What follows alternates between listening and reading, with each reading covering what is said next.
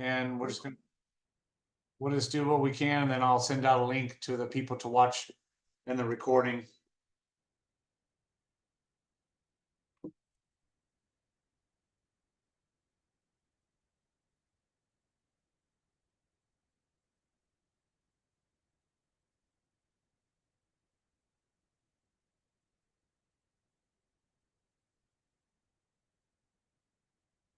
Now, give me one more thing. I'm going to try real quick. Sorry, give me a second.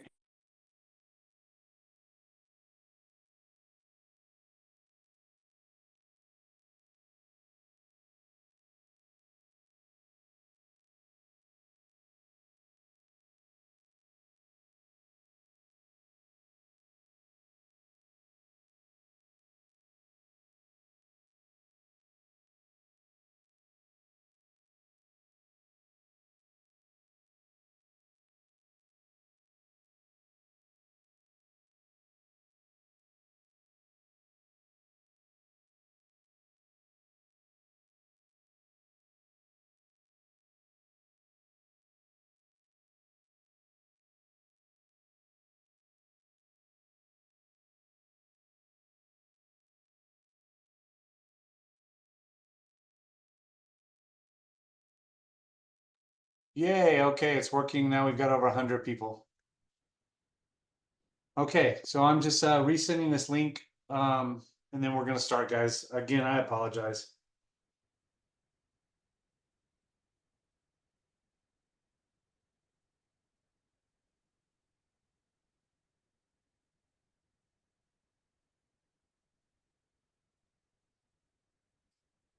Whew, okay.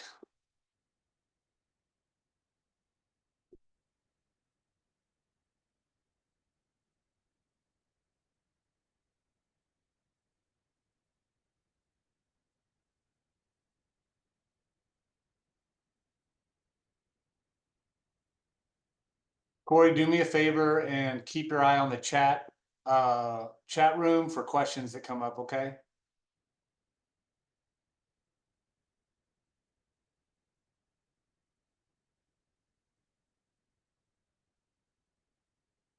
Okay. All right. Well, first of all, welcome everybody. If I haven't met you, JB Slimp, President, Texas Blaze, and also on this call helping me is Cory Robertson, who's our National Recruiting Director. Cory, if you want to say hi. Make sure everybody can hear you. What's up, guys? All right, can hear him. So I've still got people coming in because we had to switch. I apologize. What happened is my Zoom meetings were only set up for 100, and we have a lot more than 100 people joining us tonight, so I had to get that changed. So sorry for all of that. But in any event, looks like we got more than 100 now, which is great. It's really encouraging that we have so many people that want to, to listen in. And I will go ahead and just say that this is, and I'm going to be a little distracted for the next few minutes because I'm still letting people in. But this isn't a general recruiting meeting. It's going to be specific to September 1st. However, there will be some good information, just generally speaking. And then if we have time at the end for open questions, we will. We are going to have a recruiting 101 meeting in the next month, certainly before October, that will address more of a broad topics when it comes to recruiting. So if we don't get to your questions tonight, or make sure you join us in that one. And again, that one will be a little bit more broad tonight. Want to spend plenty of time really just talking about kind of September 1st and what that kind of means. So I'm going to share my screen with you guys.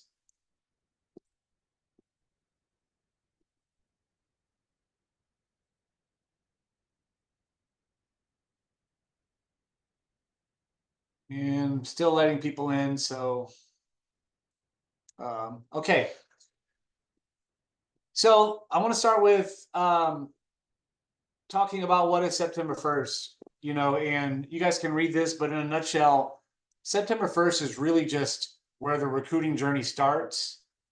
And it just gives the coaches the ability to have conversations with juniors and also conversations with coaches such as Cory and myself, or any of you guys who coach. So it just takes the rules off so that they can start to communicate. Because prior to September 1st, it's coaches can't really be too detail oriented about what they're looking at with kids. They can give us general clues if they like a kid or not, but they can't really be specific.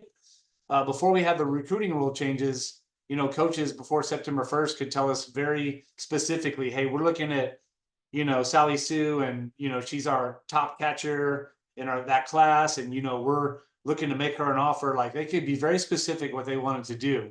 And when the recruiting rules changed, then they have to be a lot more, they can't say nearly as much. They can really just say that we have some interest or not. So what that means is when we get to September 1st, that's when the floodgates of information can start. I think what it's really important for everybody to understand, especially players who are on this call, I hope we have a lot of players on here, and obviously the parents, is that September 1st is the beginning of, it is not the end result of being recruited. And that's a really important thing to understand, because I think a lot of people get the misconception that, September 1st is this day where everything magical happens. And it's just, that's not the case. That's not the case typically. It doesn't mean it can't be the case. It's just not the norm, especially now. And we'll get into this with Cory and I, but recruiting is changing dramatically over the last couple of years because of the portal. And so that's even changed September 1st a lot as well. So again, specifically, just it's important to understand that September 1st is the beginning of the journey, and it's not the end result of being recruited. So want to get that. Our discussion topic for any of you players who are on here, or it could be parents, is what specifically concerns or stresses you out about September 1st and the recruiting process in general. And we'll have some question time at the end. So this is really important. And Cory, I would just say chime in at any time, but obviously if there's something specific, then I'll ask you to chime in. But if you feel free to chime in at any time. But I think it's really important for everybody to remember that every player's journey is different. It's really important that you don't compare your journey to somebody else and try to have expectations that are somebody else's of what's going on with them. Because you might have a friend who's out there who's having a completely different journey, and maybe theirs is farther along than yours, maybe it's behind, but at the end of the day, it doesn't matter. Your journey is your journey. And it's very important that you focus on your journey, and that includes your successes and your adversities, and you understand that ultimately you're going to find the right college program. And patience is key in managing the stresses that come along with recruiting. Understanding that it's a process, it's a different process for everybody, and don't get wrapped up in thinking that everything has to happen immediately. This is, I'll run through this, but just focus on things that are controllable, expanding your list of possible schools, staying engaged in the communication and promotion of yourself, utilizing your Blaze coaches for communication with potential colleges of interest. Those things are very important on September 1st, depending on how much activity you have. Cory, do you want to expand on any of this part right here about focusing on controllables, or just the importance of not comparing yourself to somebody else? Anything to add? No, sir. What you have there pretty much hits the nail on the head. Okay, so let's talk about September 1st, though, and let's talk about things to do to be prepared. So I have the unique position, guys, of being somebody that's been around recruiting for more than 15 years within the Blaze.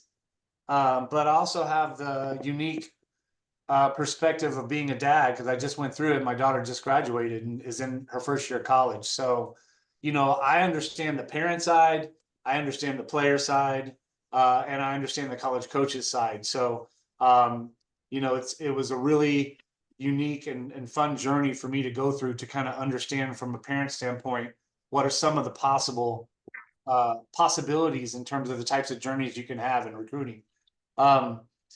I think for you guys who are 2026s who September 1st could mean contact for you is that you need to be prepared for communication with all coaches.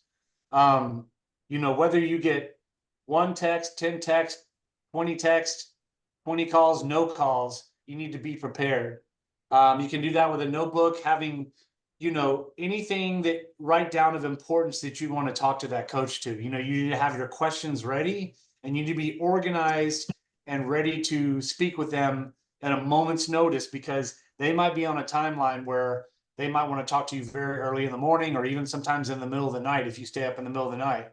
So have some questions ready. This is just a few starter questions, but you really need to put time into having a good section of questions, because college coaches will really appreciate if you can articulate your position and kind of what you're looking for, rather than just kind of sitting there and waiting for them to do everything. Most college coaches on September 1st will lead the conversation and, you know, kind of put you at ease as a player, but you just need to be prepared to communicate and show your personality and show your strength and your confidence in yourself to be able to communicate with an adult coach. Because remember, if you're having a conversation with them, it's because they see a lot of value in you as a player. So have confidence in that.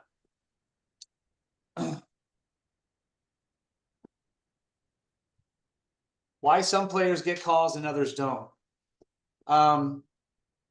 We could probably talk for the rest of this meeting on this, because there's so many variables involved in recruiting that, you know, there's not really just a defined amount of answers. But I want to go through a few things that I think can affect players getting calls versus not getting calls. You know, as I mentioned, everybody's journey is different.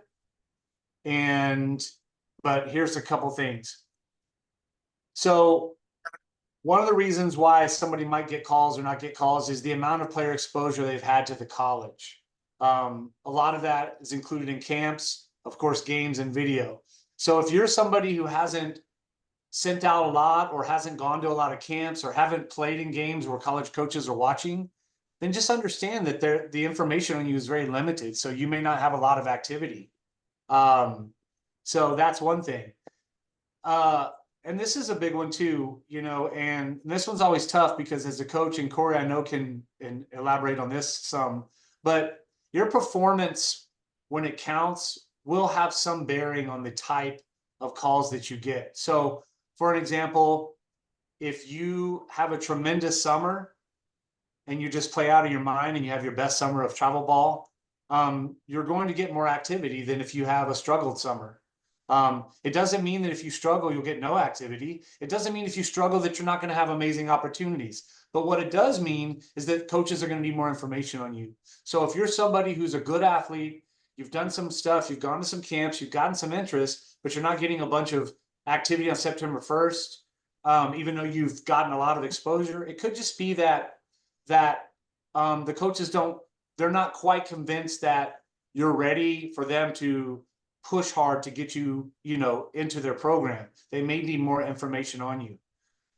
So that's a variable. So be honest with yourself on what kind of summer you had. Another big reason is just coaches not having enough information, right? They just don't have enough information to make a move on a kid and make that call. So again, that doesn't mean that it's not possible to get the attention of those programs. It just means that they have to prioritize their time. They only have a certain amount of time they can spend on this. So if they have you in a pile of prospects where they feel like we need more information, whether that information is how you can play in games, whether that information is you haven't ever been to a camp, whether that information is, you know, there hasn't been much emails, whatever that is, if they don't have enough information, you might be in this bucket of, hey, we have some interest, but they're not going to be in our first group of players because we need more information. And you may have to spend your fall getting that information to them. And then another reason why calls may not come through as much as you want is because a player may not be working a realistic college list. You know, if you dream of playing Alabama and you have sent Alabama lots of emails and you've been to Alabama camp and you know that Alabama knows who you are, yet Alabama doesn't call you. It could just be that it's not a realistic list, it's not a realistic school, or it could just be that they need more information. But just make sure that you're being realistic with the type of schools that you're looking at, and understanding that the higher level school you put your name in a bucket, your name into a bucket, the harder it is it's going to be to get attention from those schools. And then I'd say the last thing I didn't even put on this, but another reason why you may not get as many calls as you want is because programs are waiting later and later. And we'll get to this here in a bit, but not all programs are being super aggressive on September 1st like they used to be. And a lot of that is because of the way that the portal is. The portal has changed everything in the way that college coaches approach recruiting. And again, we'll get to that, but that could be another reason why that you're maybe not getting the type of attention that you either hoped you would or thought you would. If you did get a lot of attention and you got calls, make sure that you, well, hang on, let me back up. I'm sorry. Let me go back to this. Cory, did you want to add anything into this part on why No, calls versus not? I was just gonna, kind of touch on what you've already touched about, but just over the last few days and week, I have been, talking to coaches about, 26s and stuff like that. And several of them have told me that, they want to watch a kid more through the fall, just kind of like what JB touched on was like getting more information on them. Maybe they didn't get to see them that much in the summer, or, maybe they weren't on their list to begin with, but they started watching them later in the summer, or the kid went to a camp.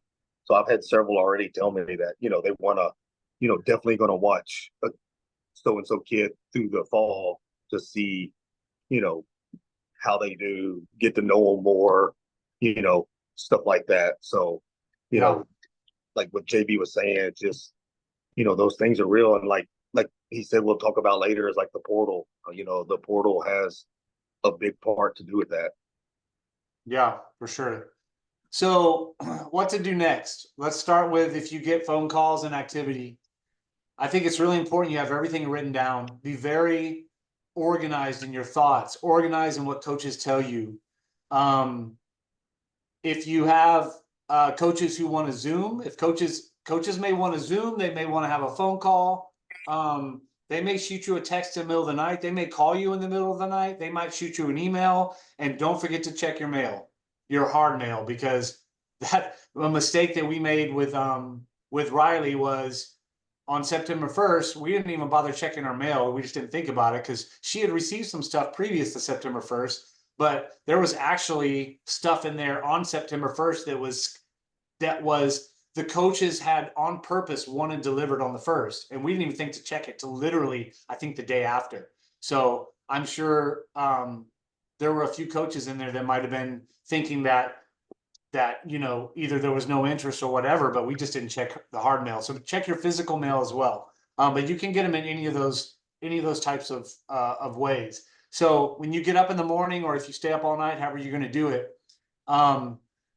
if coaches are being aggressive and they want to have Zoom calls and they want to talk, try to get your visit set up as soon as possible. Try to find out in those conversations if they want you on a visit, whether it's official or unofficial, so you can get those onto your calendar. And that way you can start planning out your potential calendar with the schools. If you get a lot of activity from schools that you like, prioritize that, because you may want to try to get visits set up for your top schools before you commit to visits for ones that aren't your top. So kind of try to get your conversations in order of your favorites and that kind of thing, if possible. But of course, some of that's going to depend on a lot of that's going to depend on what the coaches have to do. But, that's something to consider is, if you're talking to if you're fortunate enough to get 10 calls and you're talking to a school that you would consider number 10, you may not want to set up a visit with them right out of the get-go, because if you're lucky enough to get some visits set up with your top schools, you may want to give them priority. So those are some things to think about. And again, we'll have questions at the end, guys, so be thinking about your questions. If you get schools that reach out to you that you've never heard of, spend some time and go and Google them and try to find out, because don't, in my opinion, don't turn away any possible opportunity. Like, look at it, understand it, and then decide if it's not going to make any sense. But if a school like a writer or something like that where you've never heard of and you're just thinking, I don't know, I mean, go look at them, because you just never know what's out there. So any school that gives you the time of day, you should give the time of day back and look into their program. If there's a school that reaches out to you that you know that there's no way you're going to go there, then you need to just go ahead and tell them that you appreciate their time and reaching out, and you appreciate that they have interest in you, but that you've already narrowed down your list, and that that you don't have interest at that time. You can always tell them, I've narrowed down my list, but if anything changes, I'll definitely get back to you guys. That's a way to kind of let them off the hook without saying, I don't want to go to your school. And it's really important. This kind of goes what I was just saying. Just make sure you're very thankful and grateful to these schools that reach out to you. I don't care how small they are, how big they are, who it is. If they take the time to reach to you, you just want to be very grateful that they're doing that, because that's an amazing thing. And very important to report whatever activity you have on September 1st to your Blaze coach, so that they understand the activity that you are having. So that's kind of my short list of what to do if you receive any calls on September 1st. Cory, you have anything to add to that? Just stress really like what you said. Like, even if it's a school that you're not interested in, but just be very thankful for that, because as y'all see, coach changes a lot too in college, so you never know when that coach can end up at a bigger school or somewhere where you're interested in or going to. So you always want to be very respectful and thankful for calls, whatever it is, even though if it's a school you're not going to go to. Yeah. So that's very, very important. So if you didn't receive September 1st activity at all, or very little, or it was disappointing in your eyes, here's some things I think that's really important. Do not doubt yourself. Do not look at your worth as a player by your activity on September 1st, because that's not fair to you as an athlete. Everybody's journey is different.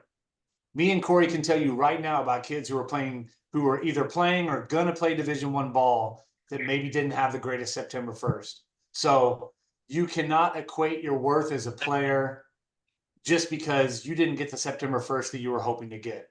So do not let it doubt what you're capable of. Just help it make you realize that you've still got work to do, and that you need to make sure you're doing the work. Get with your Blaze coach, let them know, I didn't really get much, and let them help you set up a plan on what to do next, on trying to go out and find potential opportunities and get geared up for the fall season, because the fall season is going to be bigger than ever for you if you're in a situation like that.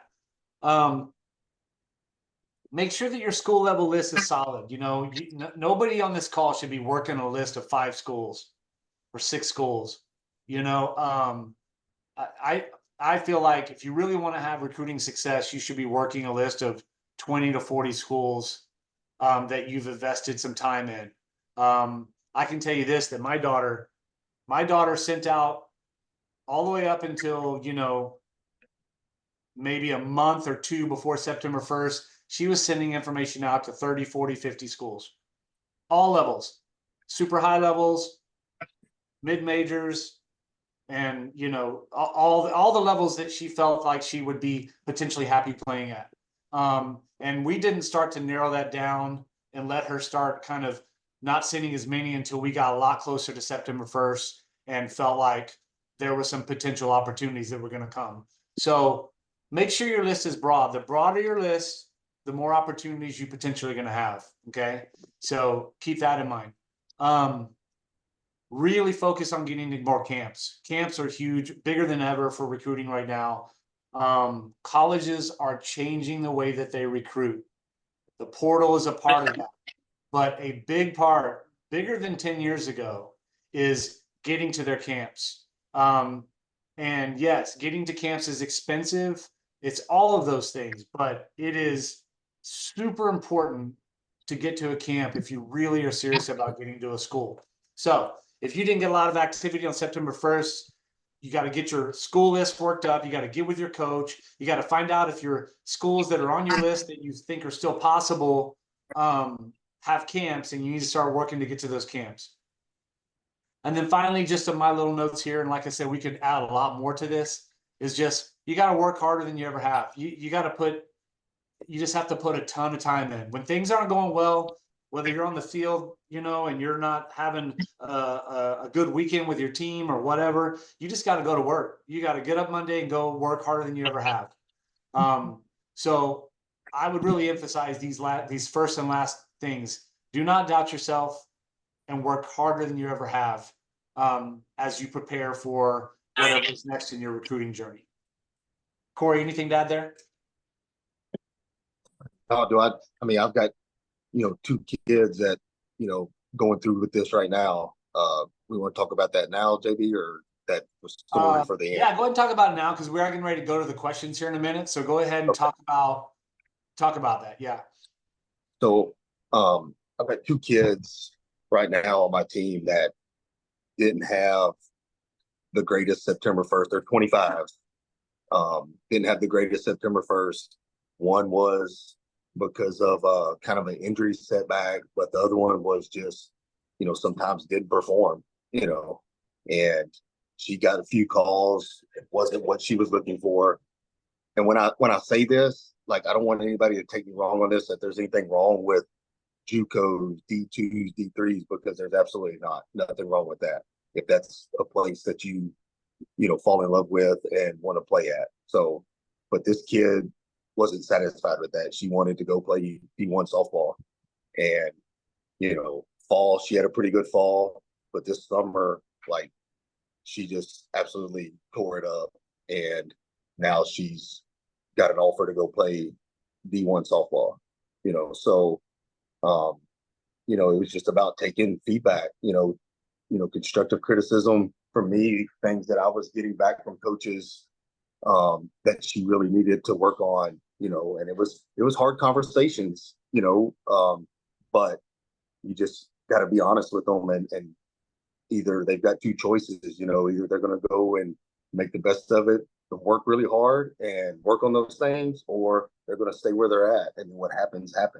But the kid took it, and like I said, she had an amazing summer, and now just last week she got an offer, to play D1 softball. So just kind of what JB was talking about, like stressing the part of like really getting that information and going and working hard. That's huge. The other kid, they watched her play this summer several times, but she just had a couple of amazing outings pitching at PGF, and now she went on a visit today and almost getting a full ride from a Power 4 school now. So, it can happen. So back to like just because you're not getting stuff at September 1, don't think that like we talked about and JB stressed about was like, don't think it's the end of the world, right? Because of the portal and just, maybe they didn't see you enough, or maybe you just didn't perform, like what they were wanting to see whenever they were watching games. But don't let that like get you down and just give up, right?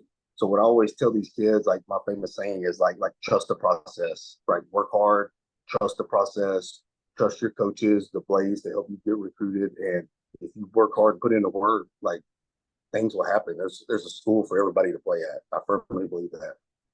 So, Yeah, just like Cory's saying, those kids that he's mentioning, we're 1 year later right now, guys. Right? I mean, just about September 1st, a couple of weeks away. So we're 1 year down the road, and they're right now getting some amazing opportunities. So that leads me into kind of the next thing, which is kind of the state of recruiting. And there's pluses and negatives to everything, right? So the portal has on one hand, the portal, if you're not sure what the portal is basically a place where college players can withdraw from their program and put themselves in basically a pool of players that can be recruited by colleges. And it used to be years ago that you could leave your college, you'd have to get permission from the coach. They'd have to give you permission. And then you would have to sit out a year when you went to the new college. Well, now it's not like that. You can basically leave whether the coach wants you to or not. And you can go into the portal and somebody picks you up and you can be playing the next week. I mean, so that is a game changer in this, in a lot of ways. One, let's talk about it as a high school recruit. As a high school recruit, what it means now is that you're recruiting when you want to go to a school, you're now competing against not only your other high school peers, not only other JUCO kids that are moving up to 4 years, but you're also competing with kids who have college experience already.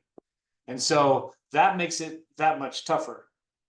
So the reality is this: it is harder now to get to your dream school than it ever has been, because there's less opportunities to do that out of high school. So what I mean by that is, if your dream school is Oklahoma State, and Oklahoma State has 6 opportunities for kids this year, well, if they're saving 3 or 4 for a portal, then that means they only got 2 or 3 for a high school kid.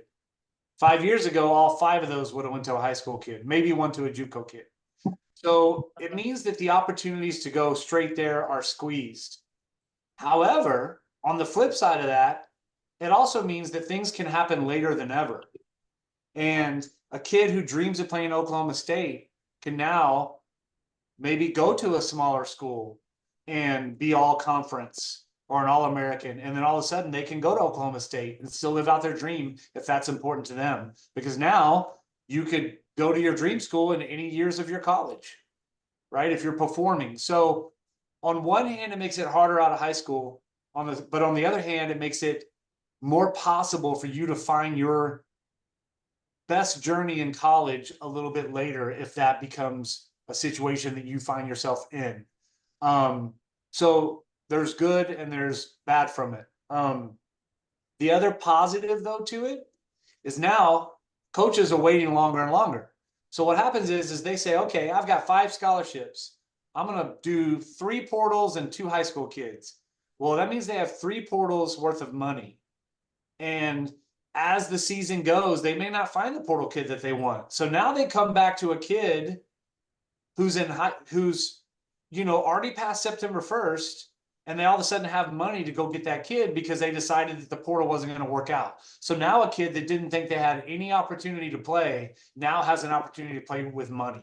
So, we're seeing that too, right? There was another 2025 that was in the Blaze that didn't have the greatest September 1st. But they did have some, and they did have some offer opportunities, but it wasn't the schools that they want. And now a year later, as a 2025, they got an opportunity to play at an amazing Division I program, because everything is happening a little bit later in the process now. So you don't have to be as stressed out as a 2026 that you've got to get recruited in September, because literally a year down the road from now, a year and a half, there's still going to be amazing D1 opportunities if that's your dream. So that's the positive side of the portal. So I don't know if you want to add anything to that, Cory, but if not, I'm going to move to some questions that we've had some people ask. No, you're good. Okay. If you've got questions on this call, if you're a player, parent, yes, but if you're a player, for sure, I want you to get your question to me if it's not one of these. And we may not get to all these, but I'm going to start at the top. These were questions that were sent in through the form, so I appreciate that. How does communication change after September 1st? What should I be doing now after summer before September 1st? So communication changes because now a school can directly call you. They don't have to beat around the bush. They can go straight to you. So they can shoot you a text. They can call you. Your coach, your Blaze coach, can call them and straight up ask them, do you like Sally Sue or not? So the communication line has been opened. And so basically anything can be discussed. And so that's the big change on September 1st. What should you be doing now after summer before September 1st? I mean, I think it's just preparing for that. You know, if you're going to, we're almost to September 1st, but getting to camps is important. And then just, you know, working your list and being prepared for not only September 1st, but also what your fall journey might look like is what I would say to, you know, what you should be doing. So you're going to continue your communications. You always want to try to bring your Blaze coach in. If your Blaze coach doesn't have a lot of relationships or doesn't have the experience, then that's where you can come to Cory or myself or other people in leadership roles in the program, and we will help with that, or we will help your coach with that. It's really important that coaches, for you guys out there who are coaches, it's important for you to be involved in the recruiting journey of your kids. Even if you don't have relationships across the country with college coaches, you need to be very engaged in helping your kids in any way that you can. And then you can utilize somebody like myself or Cory or Mike Prenzo or some of our leadership coaches to help you as a coach understand how you can best help your kids. Somebody said, if you get more than one offer call, how do you handle asking them time to think? How do you respectfully approach the finances of how much they're willing to offer? And how do you approach roster size? Okay, so those are great questions. I think, first of all, the time part's easy. I think if an offer happens, an offer can happen through a Zoom, offer could happen on a phone, or an offer may not happen at all. They may just want to bring you to campus. But if you do get an offer, you want to ask them, what's the timeline of the decision? So you're just basically going to say, okay, what is my timeline to make this decision? But more than likely, they're going to ask you that question first. So have your answer. My advice to your answer would be, well, I want to get through the September 1st and I want to get my visits set up through the fall and make a decision after the fall season, or maybe sometime late in the fall season. I think that's a good generic answer as far as when you're looking to make your decision. And then the finances, I mean, the coaches are going to lead that. If it's going to lead to an offer, they're going to start to talk about money. But here's what I think is super important. Don't get too bogged down in percentages, books, fees, tuitions, all of that. That's all fine and dandy. They can throw it all at you. You just have one simple question. What is my out-of-pocket? What are my parents going to be expected to pay? And that's the number you're looking for. Whether that number is 1,000, 5,000, 10,000, 20,000, or nothing. What is that out of pocket? And all coaches are going to be willing to tell you, okay, we're out of pocket with this deal is 6,000 a year or whatever it is. So I think that's how you ask for the financial parts. The roster size, I mean, you know, I'd be careful with that. The reason I'd say be careful is that because as a player, you want to be confident that a roster size doesn't matter. Like, you want to be confident that if I go into school with 30 kids, I'm going to earn my starting role. Or if I go into school with 20 kids. Now, deep down, you might be doubting whether that, but I would just be careful that you're concerned with how many kids they want to carry. Because to me, this is my opinion. If you're asking questions, well, how big of a roster do you carry? Then that shows you're concerned that you may not have what it takes to cut through the mix. So I would just go to their website and look, right? Go to their website. If they have 28 kids, it's probably what they carry. If they have 24 kids, probably what they carry. Now, one thing that would make sense to me is to ask them how many people they're recruiting in your class. You know, well, how many kids are you going to bring in the 2026 class? Because they may tell you, well, we're only bringing in 3, or we're only bringing in 6, you know, whatever it is, or we're bringing in a big class 8. That might be something worth, you know, asking. And if you want to ask, you know, how many kids are on the roster, then that's fine too. Not something that I think should be at the top of your list. Cory, do you want to expand on any of that? Yeah, just about asking too, like even more. So asking how many they're bringing in that class, but you can even ask them like how many, if you're a shortstop or a middle infielder, ask them how many middle infielders do they plan on, you know, bringing in. You know, I mean, that's a fair, you know, question as well to ask. And also too, like you can go on and look up every, team's roster out there. Go out there and look, how many, shortstops they have there, or already there that's maybe freshman, sophomore, or junior and stuff like that. That could be, another thing to help you, know that, okay, they've got 3 shortstops and 2 of them are going to be just juniors by the time I get there. So, those are other questions that you're more than, welcome to ask as well too. But just about roster sizes, like I think roster sizes are going to be at least 25 kids on every out, especially the way now the scholarships that they've went up on and stuff like that. So I think at least most schools are going to have at least 25 is what you can probably, plan on, is what I would assume, just with them giving the more recruits. Yeah, I would agree with that. Let's see. I want to open up questions for any players that we have on this call before I go to anything else. So if there's a player on this call that wants to ask a question, I would love to hear from you.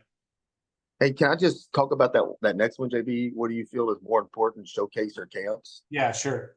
Just real quick, like I think both of those are important, but there is schools out there that if you don't go to camps, then they won't recruit you. If you haven't been to a camp there, they won't recruit you just because to them, and I've had coaches tell me this, like to them, it doesn't show that you're really interested in them if you can't take time to make it to a camp. Or they can get you on there, you can see the campus, they can talk to you more and stuff like that at camps. So I think camps are super, super important to get to. And then on the flip side of that, of course, games are as well, because they want to see you in that game, environment too. But then a lot of times at camps, they do scrimmages and stuff so they can see you in that. So I think both of them are important, but camps are, like, can't stress enough how important camps are to get to. Yeah, I agree. Very good. Yeah. I'm going to answer the rest of these if nobody's going to speak up with any questions. Anybody have any questions?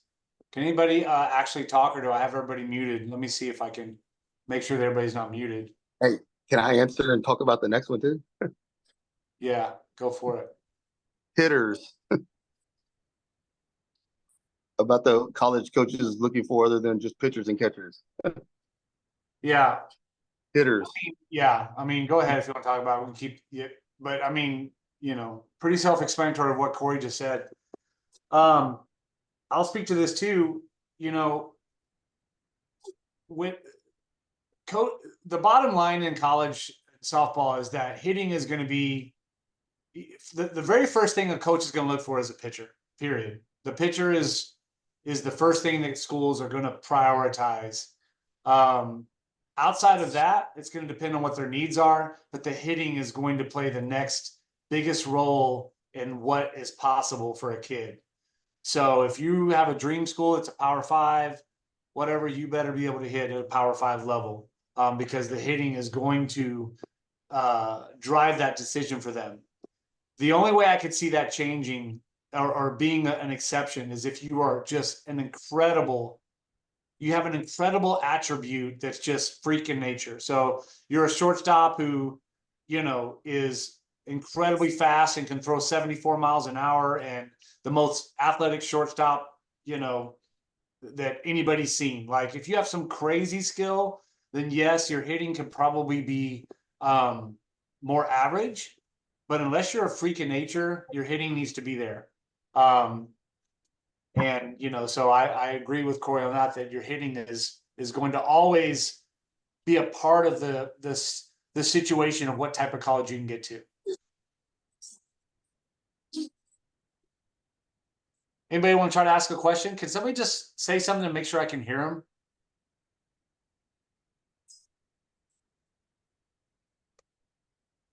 Because I had muted everybody when we first started. And I want to make sure that everybody's not muted on purpose. Like you can still say something. Okay, I can hear y'all now. Okay, somebody's okay. So, do we have some players on here that have any questions? JB, we just had a question come up in the chat too. Okay. Can you read it? Because I didn't see it.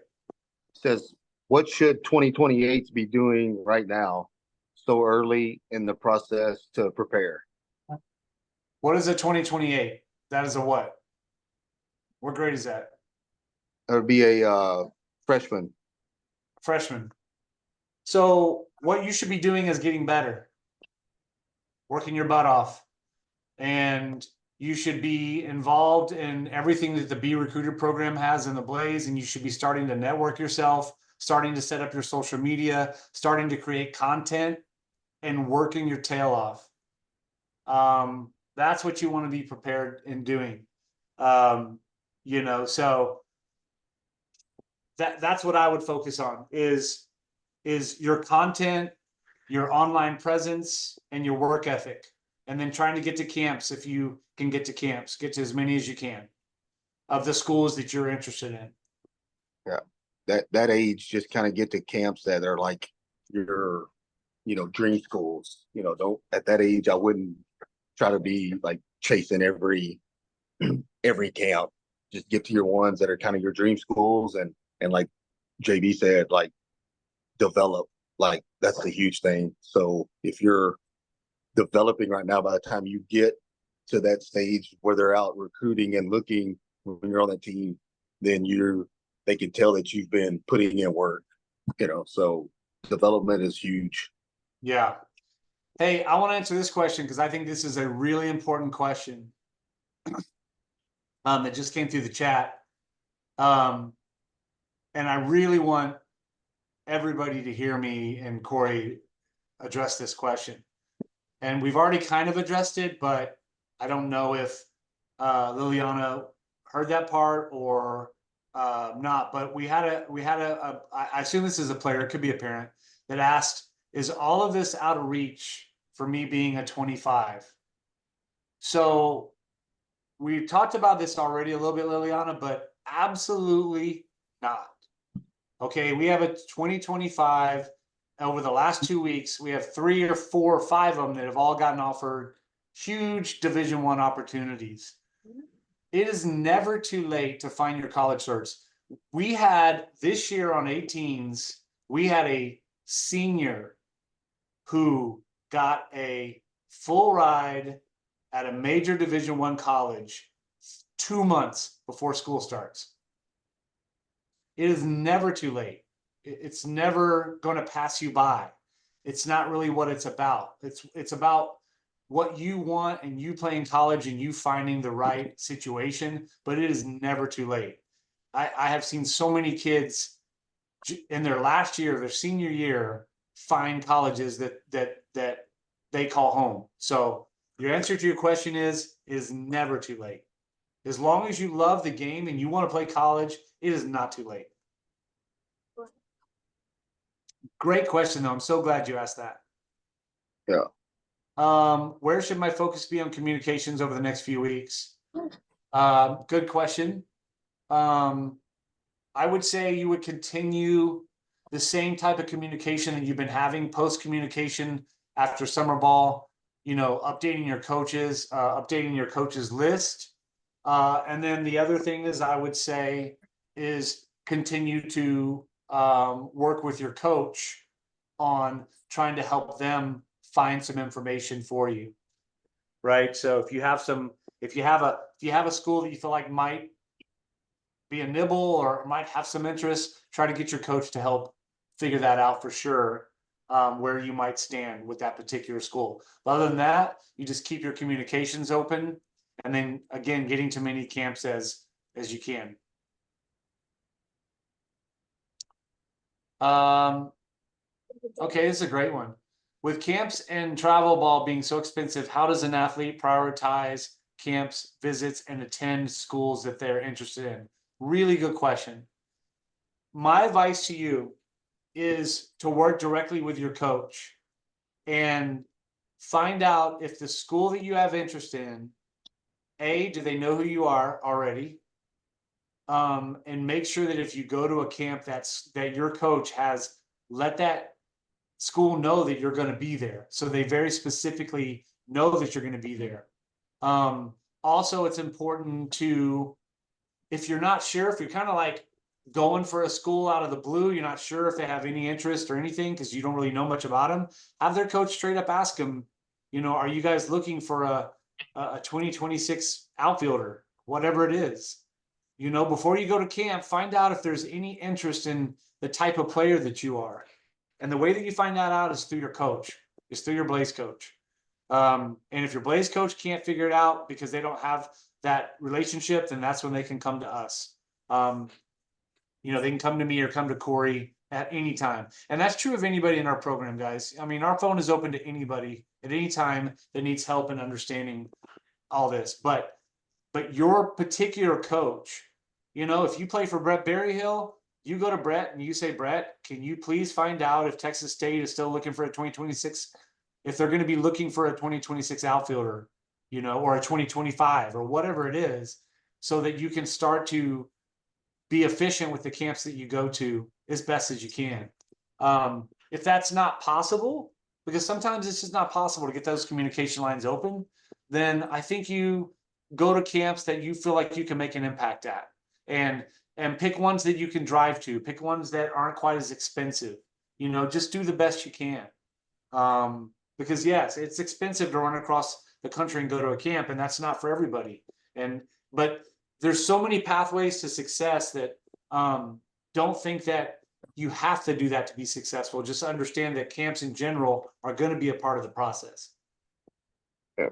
And I'd say, like, if you get any like personal invites to camps, because they can send you stuff through, you know, I know I've had kids get stuff through their Twitter messages or emails, you know, also to me too. But like, if it's a personal invite that they're inviting you to that and you can get to it, I would definitely, and it's one of your schools that you're interested in, I would 100% try to get to that, because they're not just going to send out personal invites to 500 kids. You know what I mean? Like, they saw something in you, they are interested, so they're sending you a personal invite.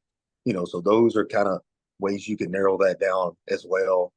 You know, if they send camp invites, a lot of schools will send camp invites out, dear student athlete. Like, to me, that's kind of a generic invite. So you can reach out to your coach, like JB said, me, Coach JB, and we can reach out. Hey, is there interest in this kid? And they can say yes or no. You know, so if it's one that has kind of, dear Sally Sue, we'd like for you to come to our elite camp, then that's a little more of a personal one. You know, maybe look into that a little more. So that's just kind of some things you can do as well to, you know, kind of narrow down who's interested, what camps I should go to, and of course, it has to be somewhere that you're interested in as well. Yeah. I had a question. It's a good one. I want to talk about this one. The question was, being a 2020, actually, let me pull that up real quick. Sorry. Just want to make sure I get this right.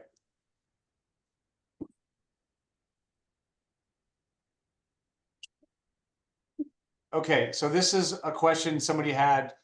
If they're going to be a junior in high school, is it better to be, do coaches look at 18U or 16U more?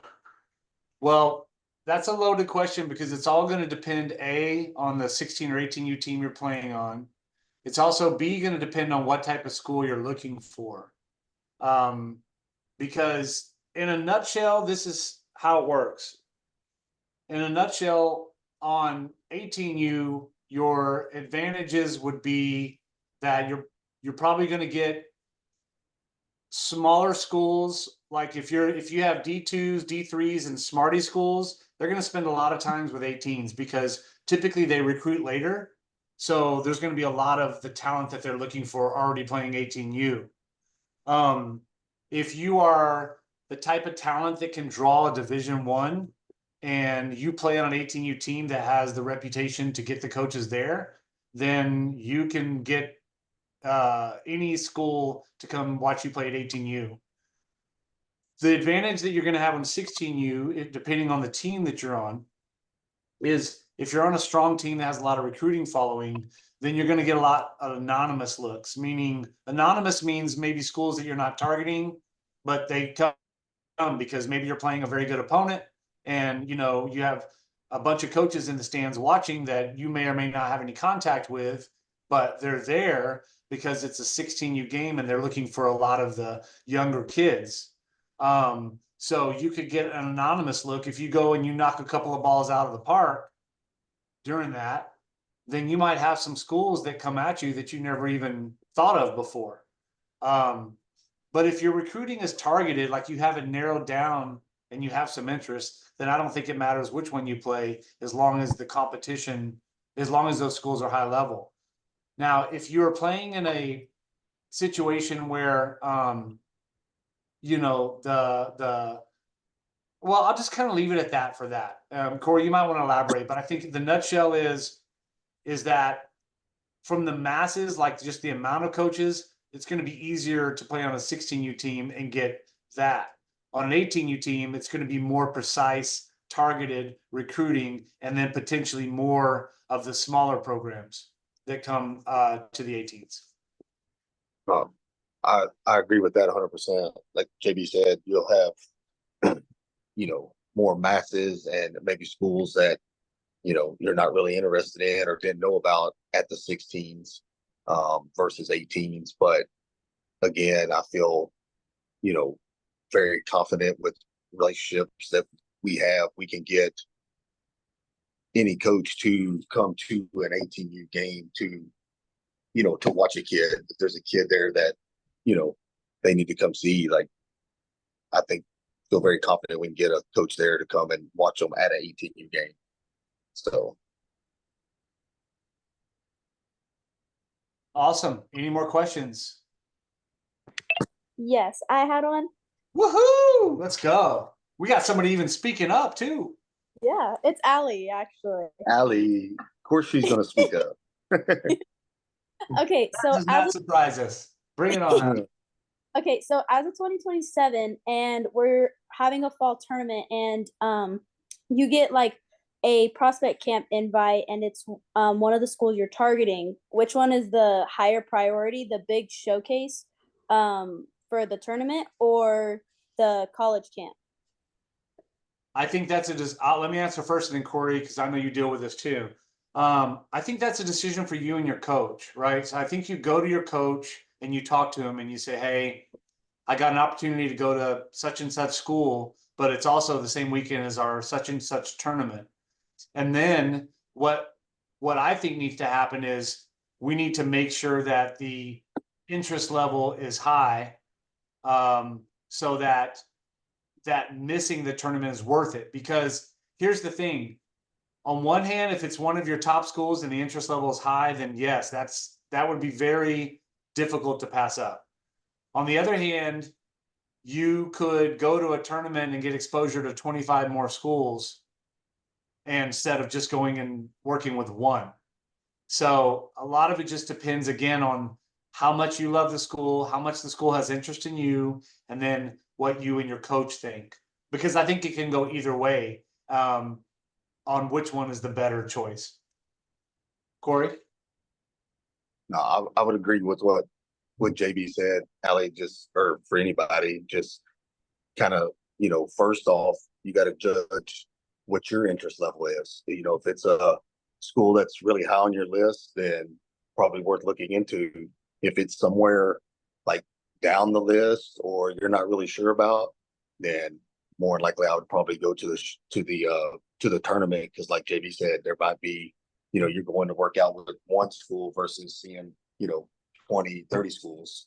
And who knows, you go out there and play lights out, you might get 7 or 8 schools interested in you, you know, that might be more, you know, higher on your list, you know, of interest for you. So, and again, just, you know, have that conversation with your coach and find out interest levels on both sides. Yeah. Alrighty. Thank you. Thank you.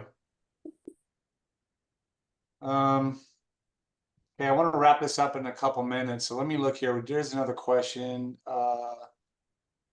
Somebody said, they don't know if this has been asked because they were late to the Zoom, but is it okay for athletes to reach out to programs before if they haven't reached out to the athlete? I mean, yes, I think it's always fair to reach out to programs. I think that's what sending emails is. I think the question is, what is it that you're trying to accomplish through reaching out to them? You know, and making sure that you have somebody kind of in your corner to help with that, because keep in mind, if you're not already a junior, they can't respond to you anyway. So the only thing you can really do is reach out to them. They're not really going to reach out to you. If you are a junior, then yeah, you could absolutely reach out to anybody you want and see what kind of response you might be able to get. But again, make sure that your travel ball, your Blaze coach in this case, because I assume all the kids on here are Blaze, your Blaze coach is playing a part of establishing that connection for you, especially if you're a junior. If you're a junior, there's no reason why we can't get some kind of connection established between you and a college program, with the assumption that that college program would be a good fit, and everybody agrees that. You know, if I'm just throwing this as an example, if you're a kid that hasn't made varsity yet in high school as a sophomore, and you're trying to get to the University of Florida, that could be a tough sell. You know, it could be a tough sell if you're going into your junior season and you haven't played varsity high school yet. So there's a good chance a school like Florida is not going to pay a whole lot of attention if you're not already racking it up in high school, you know? So it's all just kind of dependent, again, on the level that you're trying to get to.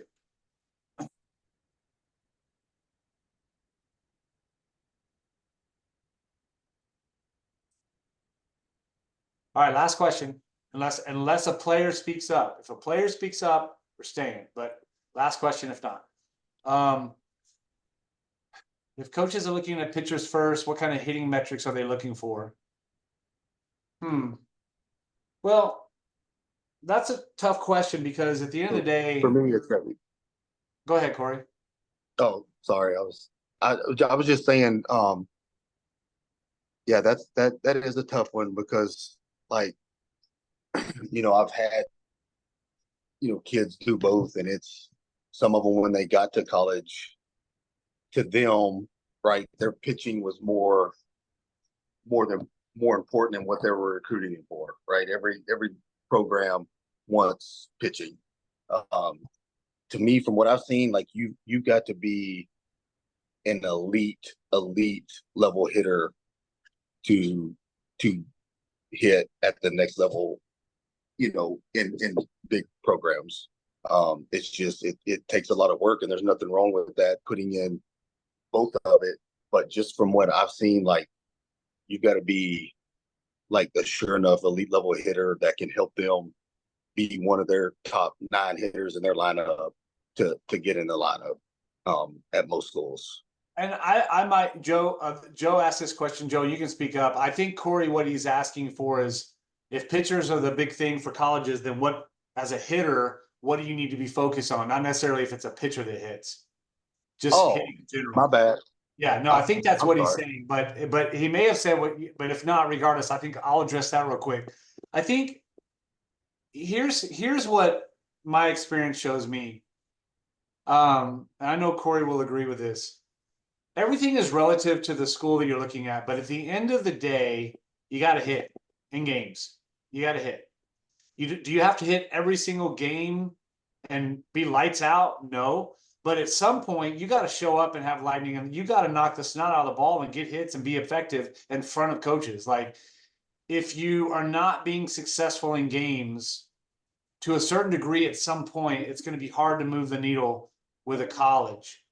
So I think showing up and hitting in big moments is huge. Like, if you're in runners at scoring position, or like, let's say your game is tied and you hit a 3-run bomb walk-off. I mean, I cannot tell you how much that'll move the needle, like, for a college, because it tells a college that you're good in big moments, right? So I think showing up and being good in games is got to happen at some point. But back to your metrics side, if you want to freak a coach out, yeah, if you've got an exit velo of 76 miles an hour, they're going to pay attention to who you are, period. Like they're gonna say, okay, I want to see this kid hit. She's got exit velo 76. Yeah, I need to see this kid hit.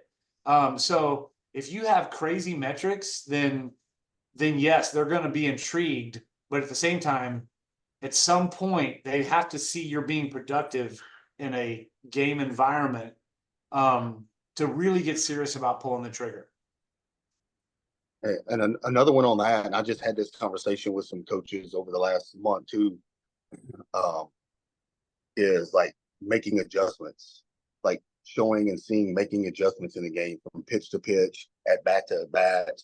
You know, yeah, a lot of them see you have great mechanics, you know, high EV, but they want to see against elite arms or in the game, like you make it. They don't want to see like you go up there and roll over on 3 balls, you know, or runner at third and you hit a ground ball to third base, right? They want to see you making adjustments, having plans, executing, you know, driving in runs in that situation. But that's a huge one that I know that they've really been like wanting to see hitters do, is just, you know, being able to make adjustments. Now it might not work out, but they can see if you're trying to make an adjustment.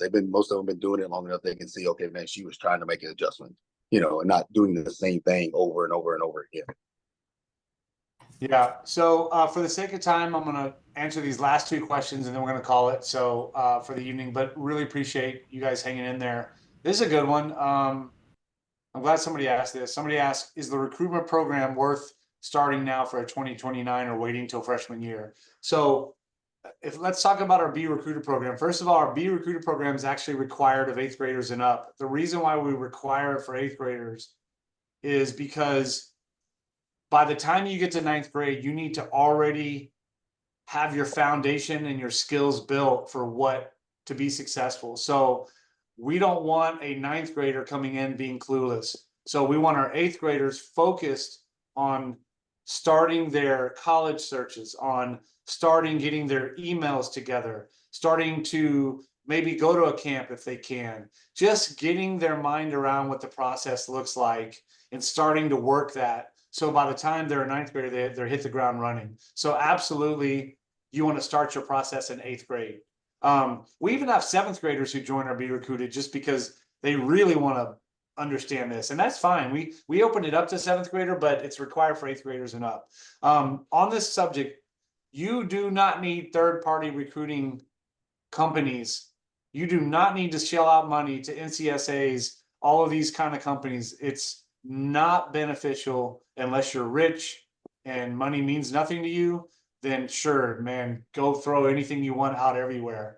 But for everybody who's not, do not put your money into third-party recruiting companies, because the problem with them is they don't have any relationship with you as a coach to player. And at the end of the day, and Cory will attest to this, the first thing a coach is going to do once they figure out a kid can play is they're going to call somebody that knows that kid and find out what kind of kid they are, find out what they're like as a teammate, find out how their parents behave. Like those are all the questions that are coming next. And third-party recruiting companies can't help you there.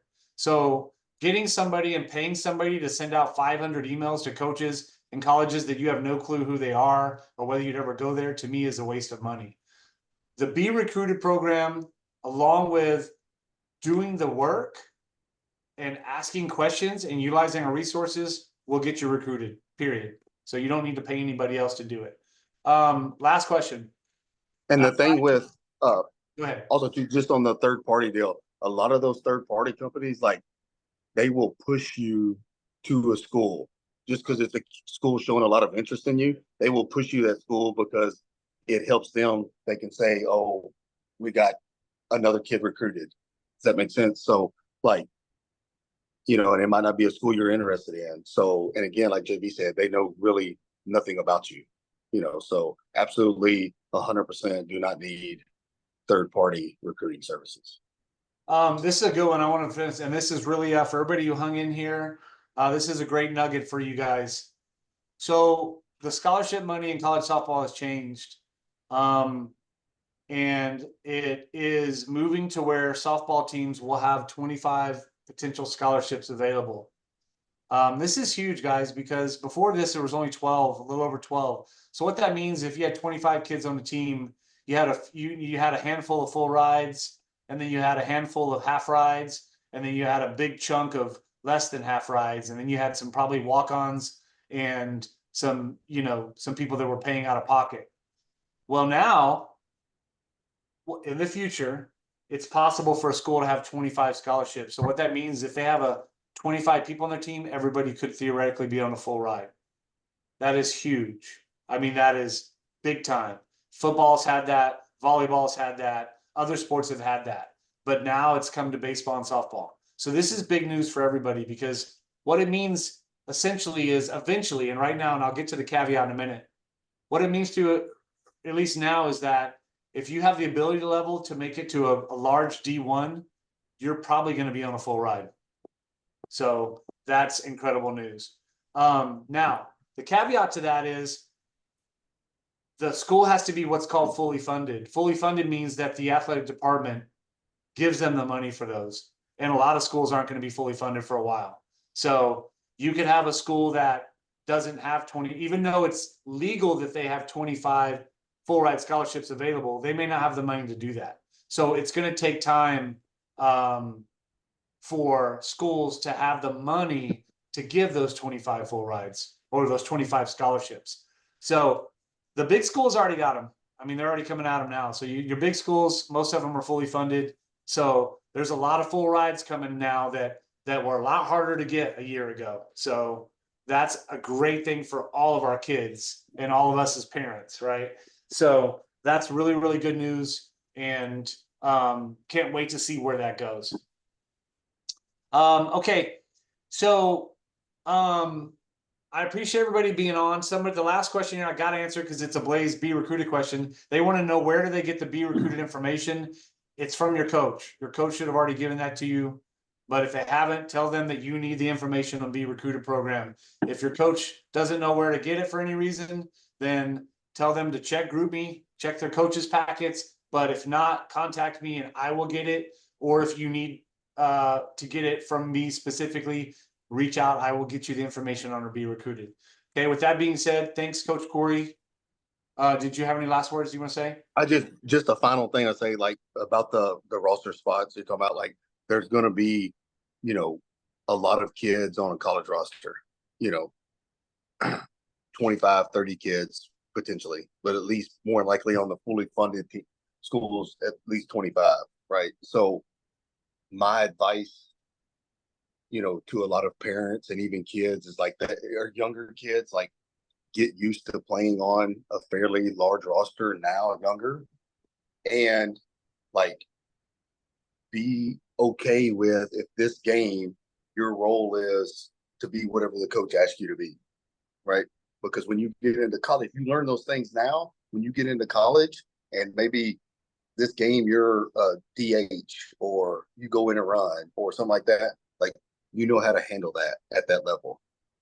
So just kind of, like, start preparing at a young age for that one game you might be a role player and you go in and do the best you can at that role. So that's all I got. Awesome. Well, listen, incredible turnout tonight. So really appreciate it. We are going to have a general recruiting 101 probably right before October when the recruiting starts. Recruiting starts mid-October. So we'll have something before that will allow you guys to ask general questions, not just related to September 1st for the most part. But again, appreciate it. It was awesome to have everybody on, and I hope y'all have a great week. And always know that me and Cory are available to talk to you guys about anything recruiting or anything Blaze for that matter. So thanks, Blaze on. Appreciate everybody, and we'll see you guys next time. Thanks.